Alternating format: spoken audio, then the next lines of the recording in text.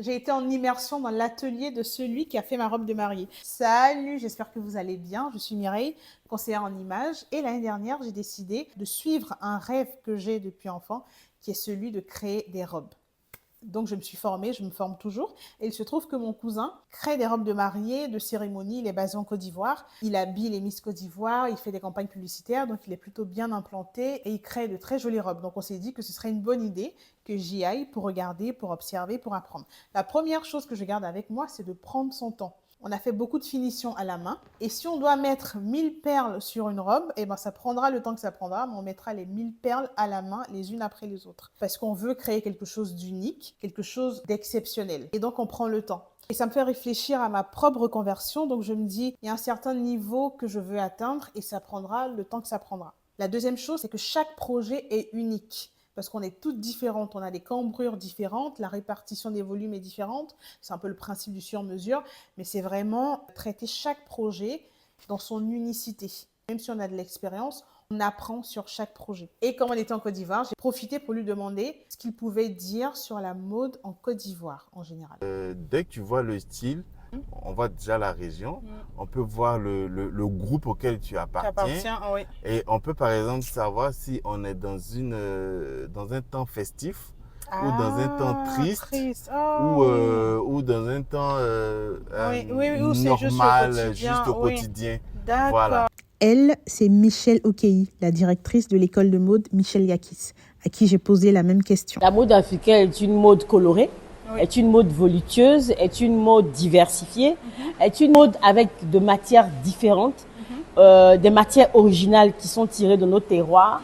La mode africaine travaille avec tout type de matières. On part du bogolan, du tapa, du raffia, du pain tissé, en fait toutes les matières filables. Donc c'est une mode qui a une jonction entre la mode aussi européenne et la mode africaine. En fait, on peut tout faire, on s'internalise, on peut tout faire. On regarde de loin la haute couture de Paris, on regarde de loin les Fashion Week, mais finalement on n'a rien envié parce que d'où on est, on peut tout créer.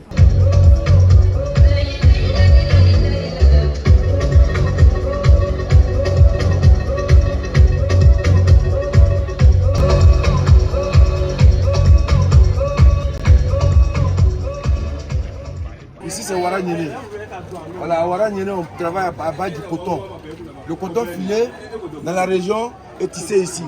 Ici à Ouara Nyene, on travaille avec deux sortes de fils. Il y a le fil local et puis il y a le fil industriel. Le fil local est filé par nos mamans et le fil industriel est filé à l'usine et tissé ici. Ça c'est le métier à tisser. Chez nous, le métier à tisser contient 200 fils. Il y a 100 fils en haut, il y a 100 fils en bas. Les deux lits, ça sert à séparer les 200 fils. Vous voyez? Le peigne, ça sert à damer. Ça c'est un maillot de vélo. Quand il appuie, là, il y a 100 fils qui montent et il y a 100 fils qui descendent. Vous voyez? Voilà. Ça, c'est l'instrument de mesure. Depuis les ancêtres ils ne sont pas allés à l'école. C'est à travers ça, ils savent où on doit mettre les motifs, où on doit pas mettre les motifs. Vous allez voir, dans le tamis, une figure géométrique bien cadrée. C'est à travers cette corde. Voilà, quand il tisse là, arrivé à un certain moment, il enroule. La pierre qui est là, elle avance.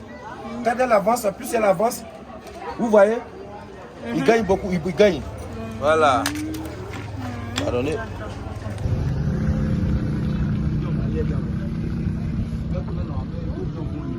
À Korogo, au nord de la Côte d'Ivoire, les artisans utilisent les colorants naturels pour teindre les vêtements ainsi que les perles fabriquées à base d'argile. Les feuilles de teck permettent d'obtenir la couleur rouge, les feuilles de quinqueliba donnent la couleur verte, l'indigo est utilisé pour produire la couleur bleue, le kaolin le blanc et la sève des arbres est appliquée comme vernis pour protéger et faire briller les créations. Ici, les couleurs proviennent directement de la nature. Merci d'avoir suivi mes petites aventures. Si tu es encore là, commente Quinqueliba et je te dis à bientôt.